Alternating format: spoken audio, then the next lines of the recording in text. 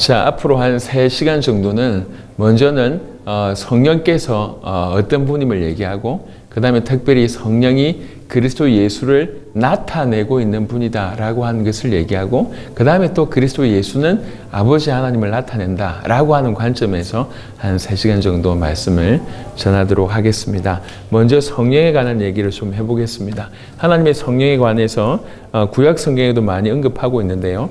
에스겔 36장 25절부터 28절입니다.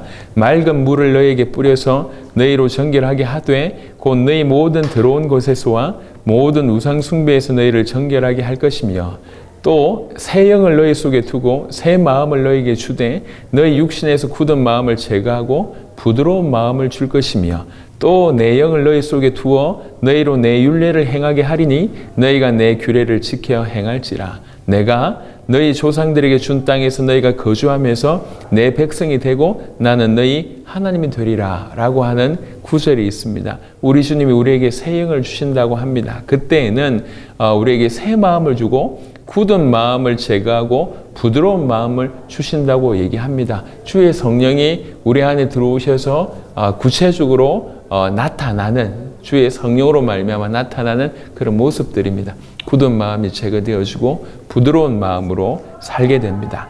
에스겔 36장 31절에 그때에 너희가 너희 악한 길과 너희가 좋지 못한 행위를 기억하고 너희 모든 죄악과 가증한 일로 말미암아 스스로 믿게 보리라. 정말 주의 성령이 우리 인생 가운데 임하게 됐을 때 어떤 일이 벌어지냐, 너희가 그동안 해왔던 그 모든 좋지 못한 행위를 기억하게 되고 또 스스로 믿게 본다고 한 겁니다. 내가 어떻게 하다가 그 모든 죄악과 가증한 일로 내가 내 스스로를 더럽혔고 또 하나님을 욕되게 했는가, 그것 때문에 스스로 자책하게 되고 스스로를 믿게 보는 그런 일들, 자복하고 회개하는 일들이 자연스럽게 일어난다는 얘기입니다. 그게 성령께서 하시는 일입니다.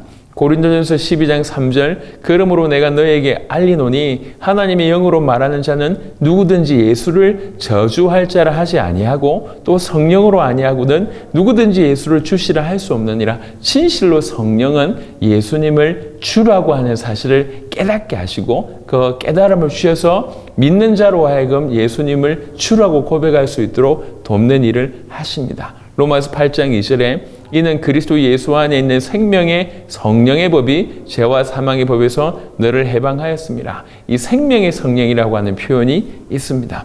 고린도전서 6장 11절에 너희 중에 이와 같은 자들이 있더니 주 예수 그리스도의 이름과 우리 하나님의 성령 안에서 씻음과 거룩함과 의롭다 하심을 받았느니라. 이런 성경 구절이 있습니다.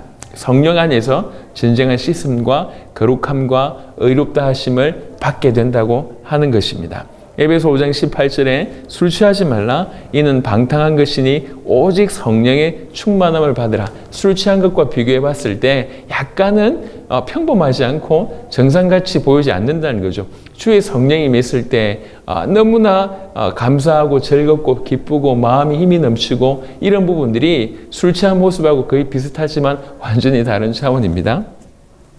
갈라디아 5장 22절 23절에 보니까 오직 성령의 열매는 사랑과 희락과 화평과 오래 참음과 자비와 양성과 충성과 온유와 절제니 이 같은 것을 금지할 법이 없느니라. 이것이 성령의 열매라고 얘기했습니다. 우리 속에 성령께서 계심으로 말미암아 나타나시는 그런 열매라고 하는 것입니다. 정말 우리 속에 주의 성령이 임하신다고 할 때 어떻게 보면 이 열매는 자연스럽게 우리 인생 가운데 자랄 수밖에 없습니다. 말을 바꿔서 이런 열매가 없다고 하면 우리 안에 성령이 계신지를 정말로 진중하게 질문해 볼 필요가 있을 것입니다. 에베소 5장 2장 22절에 너희도 성령 안에서 하나님이 거하실 처소가 되기 위하여 그리스도 예수 안에서 함께 지어져 가느니라. 성령 안에서 계속 지어져 갑니다. 계속 발전해 갑니다. 성화되어 가고 있다는 얘기죠.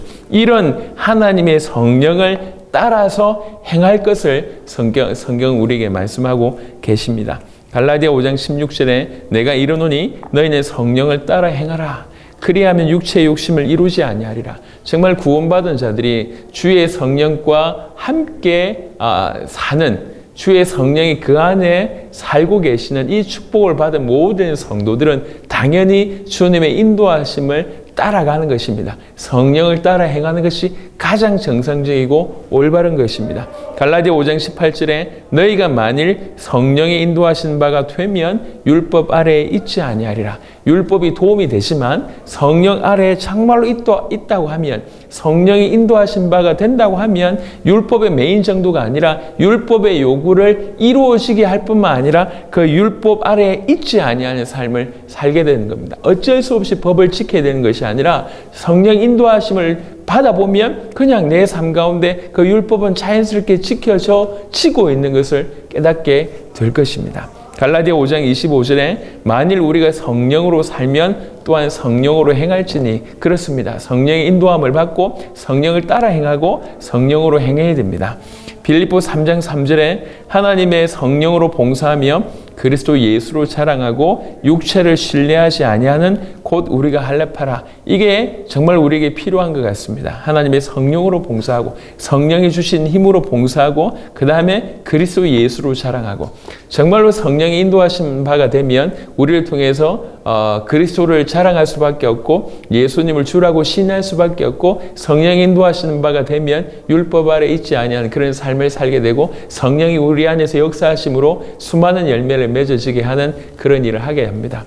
사실 하나님에 대해서 이제 짧은 시간에 논할 수도 없을 뿐만 아니라 그 깊이를 헤아릴 수도 없습니다. 하나님의 성령 또한 마찬가지입니다. 하나님의 성령에 대해서 논하고자 할 때 우리에게는 시간이 없을 뿐만 아니라 너무나 우리가 수천 시간, 수만 시간 언급한다 할지라도 다 표현을 못할 것입니다. 그 중에 아주 간단하게 하나님의 성령은 어떤 분이신지에 대한 언급과 우리가 그 하나님의 성령의 인도함을 받아야 될 것에 대해서 짧게 말씀을 드렸습니다. 다음 시간에는 특별히 이 하나님의 성령의 방향성이 있음을 말씀을 좀 드리도록 하겠습니다. 다음 시간에 하나님의 은혜가 또 저와 여러분들 가운데 있게 되기를 바랍니다.